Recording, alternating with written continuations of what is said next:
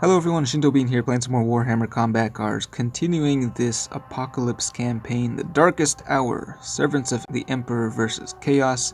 Once again, everything is at max level. We got 400 points, and I'm still running the Imperial Knight, but someone asked me to run it alongside Greyfax, which in general I would not recommend running Lords of War with Greyfax after the change because, well, they take up so many points that you're not going to have much left over to get much of a boost from her special rule.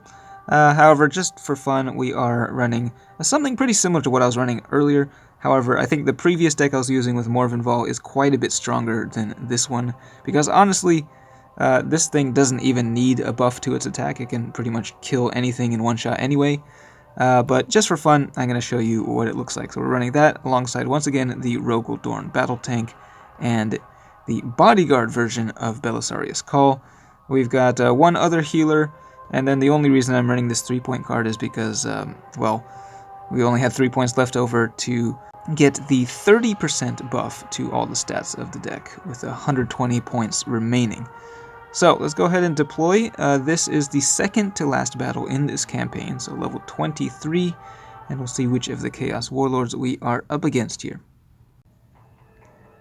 Okay, we are up against the Mask, and this is actually the third match in a row against the Mask. 8 bodyguards this time, and we've got some pretty powerful stuff hitting on turn 1.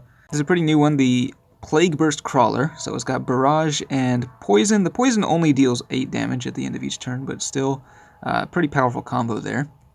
Quite a bit of health. We are going to drop the Knight on turn 1. I do have 5 bodyguards in this deck, so we have full control over which bodyguards are deployed at the beginning, but ooh, that is a pretty scary one. Okay, this is the first time I've seen the Brass Scorpion, and yeah, that's going to be doing a lot of damage. So, I mean, the Knight can take a couple hits from that, but again, they have the turn 1, and that Furious Charge on the thing is so big that it's just going to wipe out pretty much anything I put in the other lane. And then with the icing on the cake here, we've got a Knight Desecrator that can block 246 damage per attack. So the Knight here, it has a 378 ranged attack with Big Game Hunter. It's quite a bit of damage, but yeah, this is not going to go so well, I think. But, well, we're going to drop a Belisarius Call over here and hope that he can survive. He is definitely going to die to that Gore Crawler, I can tell you that. At least we will get the Medicae off, though. Alright, of course, unsurprisingly, they are going melee, so the Rogaldorn gets poisoned 180 something from the... Yeah, that Knight Desecrator, that thing has Big Game Hunter as well, so it's dealing extra damage. It's quite a lot of damage there. Let's see how much damage we can do through the shield, because I haven't shown you that, really, with something this big. So again, it's blocking 246 damage. We'll get one of the shields knocked out. And it gets to attack first. That's another 200 damage there. Ouch. But as you can see there, yeah, our Knight manages to blow that thing up in one shot. A pretty impressive amount of damage, I will say. Alright, some weaker stuff coming in the field. Hopefully they go Psychic here. But, yeah, and it looks like actually they lost the first strike on the Brass Scorpion, so that is actually going to help. I think we don't have quite enough damage to kill the Brass Scorpion, so we do have to go melee here, which is not ideal. Belisarius Call will kill that Scorpion, but then it's going to get the Death Blow off, and it's going to deal some serious damage. Okay, but now we do have one more healer in reserve, so all is not lost. Let's go ahead and drop that healer right in the center lane. And then we're going to blow that Bloodletter out of this world with the next attack. They're going Psychic, which is all good and fine. We do want that one to die. And yeah, let's go with a little ranged attack here for 700 damage. More like 800 with the barrage damage there. Deathblow goes off, and now the Mask will be deploying alongside 2 other bodyguards. Okay, another Big Game Hunter. And, oh, Keeper of Secrets, that's a pretty big one. Luckily, the Rogaldorn still has 730 health, so that thing is in no danger of dying, although they do have a very big melee attack charged up. In fact, it might be big enough to... Ooh, yep, you know what?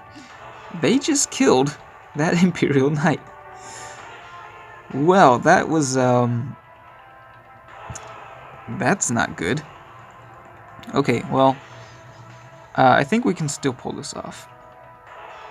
We're going to move the Rogaldorn over onto the other side. Now, they do have the Quicksilver Swiftness, which means they get to attack first with everything. I'm hoping that that Battle Sister, that 3-point Battle Sister, can survive. As long as she survives for 1 turn, I think we're okay. We have been debuffed, so we'll be... Ooh, this is going to be quite close, actually. Yep, taking a lot of damage there. The Rogaldorn is still in good shape, though, so I think that's going to be the key. Actually, Greyfax is still pretty strong as well, even though she has been... she's getting debuffed by the fear there, but... Wow. Once again, 243 damage on that Rogaldorn. And these are the stats after it's been buffed by her special rule, Inspiring Presence, but then debuffed by fear. They still get the first strike attack, but yeah, we can end the game, and that was a little closer than I would have liked. Now that the Chaos are finally bringing out the Lords of War, that is a pretty scary match. So I think for the last battle, I will switch back to my previous build, and I think I'll have a bit of an easier time with more bodyguards and more big game hunters. But if you're curious, that's what it looks like to run Lord of War alongside Greyfax. So, hope you enjoyed this campaign. I thought it was pretty fun. Also, a very big change just occurred to casual mode, specifically. It doesn't really affect campaigns or ranked mode, but now all Warlord special rules are no longer faction locked. So, like previously, most of the Warlord's special rules only affected cards of the same faction. But that has been removed, so that now you can run cards of different factions and they will all benefit from the special rule of that Warlord. So it makes for some pretty crazy combos, and so in the coming days and weeks I would like to upload a few matches from casual mode, which normally I don't play, but just for fun to show you what kind of crazy stuff you can do now. We'll be taking a look at that a little bit later, so keep an eye out for that. Thanks for watching, and I will see you next time.